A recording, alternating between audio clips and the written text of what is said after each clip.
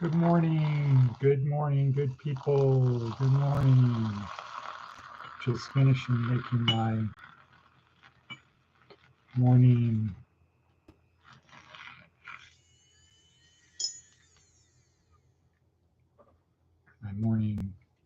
no dose coffee.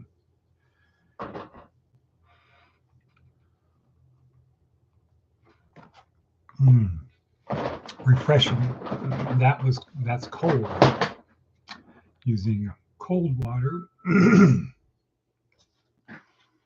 protein powder, my everyday dose.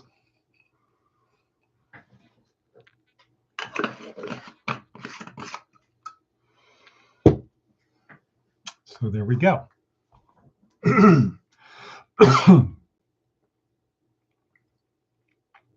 Except I have a little phlegm in my throat, and this is not really good for there. Cool.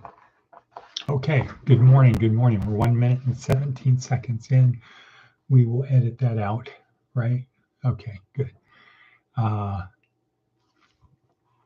So it's Sunday, June 29th, 2025.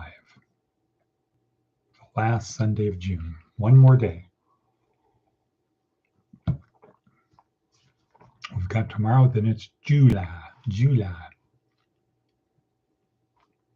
Well, this is Department of Career Services, where our goal is to help our students and other interested people on their journey through this life, or to experience this life.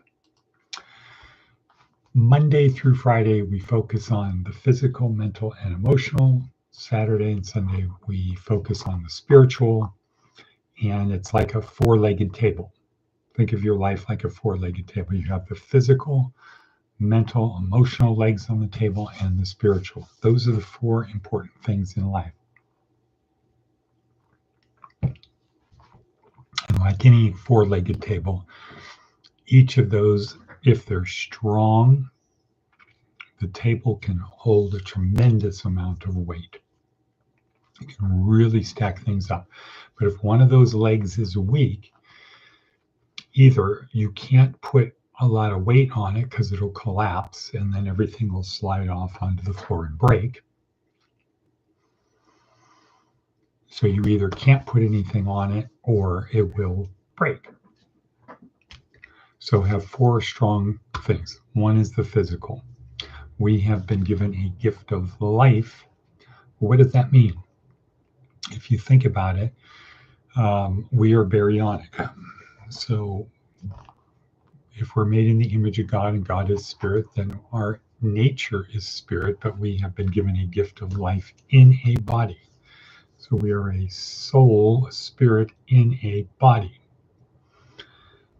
We need to take care of the body. What's another characteristic of man, of human? We have a brain that separates us from all other animals. We can think, and we are far more, our brain is far more complicated. We can do incredible things with our brains. In fact, it's the most complicated thing in the universe other than the universe. And then we have emotions. Incredible emotions that no other creatures have like us. So we've been given a gift of life in three components, three aspects. Physical, so fitness and health, mental, using our brain, and emotional. We're here to help people, our students and other people, maximize the use of those things. So we have this gift, and we want to honor the gift that we've been given. This is day 7 in week number 2. Week 2, day 7. This is the end of that Inside Our School-Sized Kingdom, where we learned about the brain. Today, the TED Talk is Waiteba, what you think about, you bring about. Again, it's like programming the reticular activating system.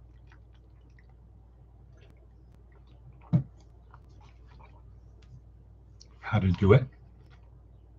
Right.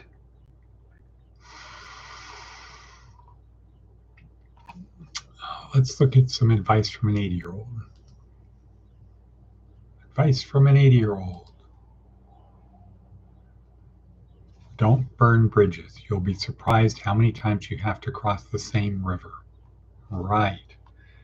Right. Had an experience with that yesterday.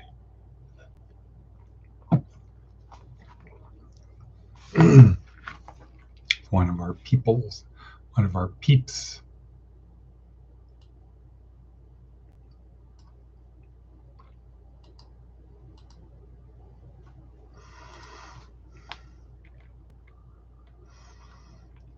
Don't burn bridges.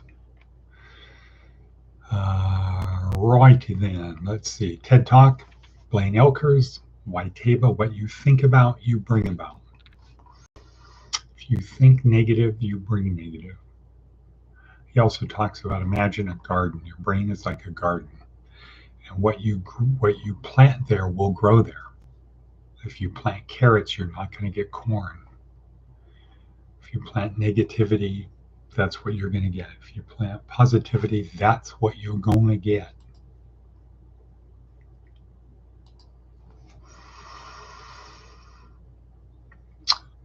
Seth Godin, A Billion Choices. It's kind of a long one. Game theory has a lousy name. When most people think of games, they think of commercial stuff for kids like Chutes and Ladders or possibly Monopoly.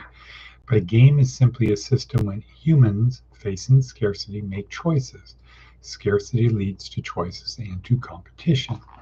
It turns out that our culture, our commerce, and our lives are simply the result of billions of people making billions of choices, choices that have costs and rewards, and choices that affect other people. If you want your idea to spread, if you want your product to sell, if you want to change a system, then beginning by understanding the game theory involved is essential.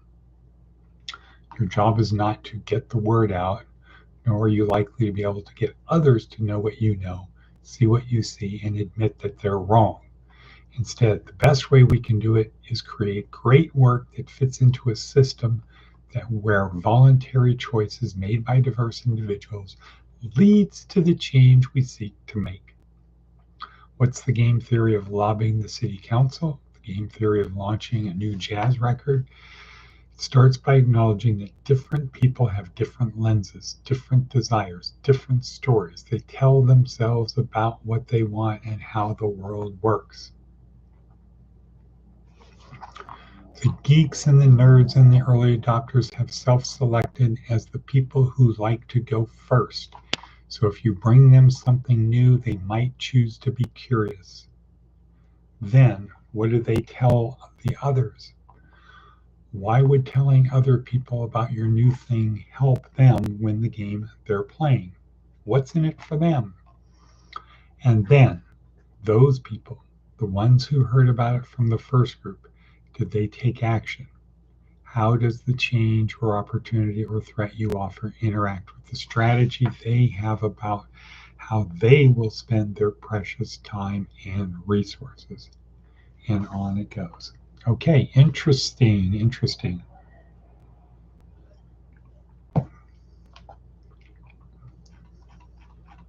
Understand the game you're playing. Okay, cool. Let's see, we got anything else going on here? What else is on our hit parade? Righty then. So we talked Seth advice from an 80-year-old. Waiteba, Seth Godin.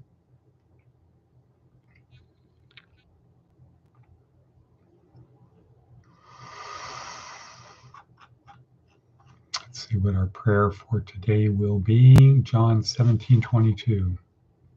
The glory that you have given me, I have given them, so they may be one as we are one.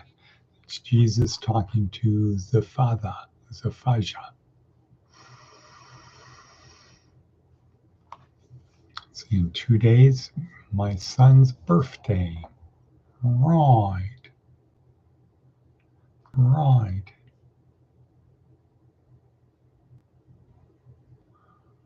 Will be good. Good on you, mate. Okay. Theme of today, salvation.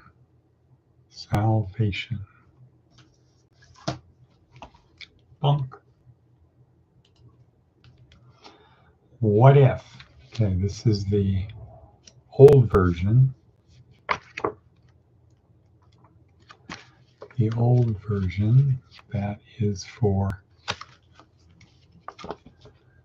non-Christians. So we've come up with a theology for the nuns, and that's attached down below in the notes. Theology for nuns. And here are the chapters so far. Protestant perspective on the theology for today's nuns. Argument against sola fide. The Catholic perspective. Scriptural support for the gift of life and human freedom. Reading the Bible daily is not enough. So today I'm going to do some research, try to add to it regarding the idea of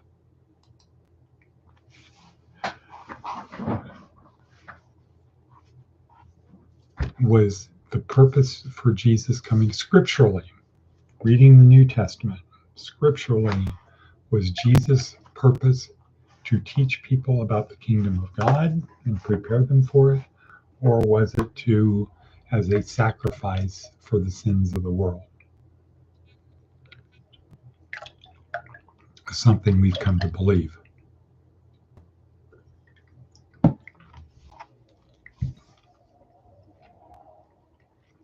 What do you say about that?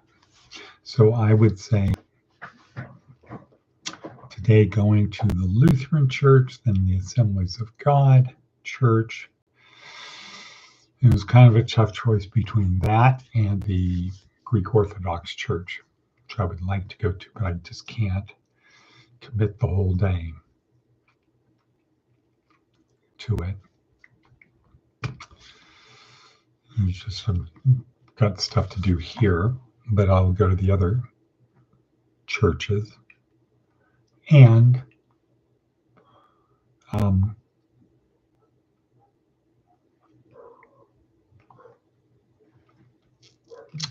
yeah, so work on that. Curious dog barking outside. Interesting. All righty, so we're at 1331 in. This is the end of week 2 inside my school-sized kingdom. Next week, we're going to start with outside my school-sized kingdom. And the purpose is, now that we have the idea of life as a journey, an adventure, and we have to build a boat, we have to create the means to best experience that. And so second week, building the boat.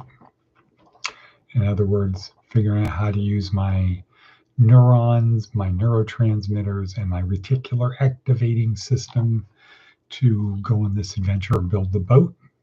Next week, outside my school-sized kingdom, what we have to do is get people to crew the boat. We need to get people to help us. So next week, we learn how to get other people to help us on our journey. And then the next week is now the ship is afloat, the boat is afloat. We need to not screw up, not screw the pooch, not crash the boat, not have a mutiny, not go on this crazy course, get lost, shipwrecked, whatever. That's it. 2 more weeks of that. So I think we will say, and cut.